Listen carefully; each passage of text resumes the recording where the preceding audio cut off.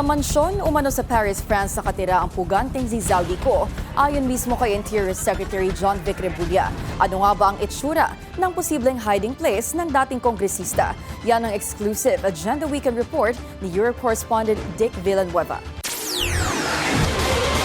Magkakaiba ang estilo ng luxurious residence sa magkabilang gilid ng Avenue des Champs-Élysées, pero bakas pa rin sa mga itong 18th century architectural design. Ilan lamang yan sa mga apartment o bahay na maaring tinitirhan ng pugante at dating congressman na si Zaldico. Nasa aking likuran ang luxury shop na Dior na kung saan ayon kay DILG Secretary John Vic Remulla, dito lang malapit ang nabiling bagong bahay ni Zaldico na nagkakahalaga ng 200 million euros. Ito ay along Avenue Champs-Élysées.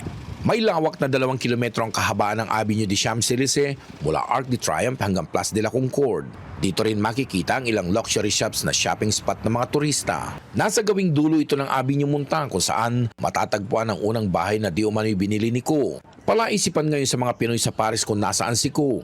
Sabi kasi nila, kung totoo na tukoy na ang kinaroroonan niya, bakit hindi pa kumilos ang Philippine government para makipag-ugnayan sa France para mapauwi at maibalik na ito sa Pilipinas para sagutin ang sandamakmak na katanungan tungkol sa flood control scandal at iba pang anomalya. Kasabay ng holiday sa France, isang OFW ang sinadyang nasabing address. Sinamantala na rin niya ang pagkakataon at inilabas ang kanyang galit sa dating kongresista. Sa akin, Zaldico, maawa ka naman sa mga netizen mo sa Pilipinas. Umuwi ka na, umaba ka ng parehas.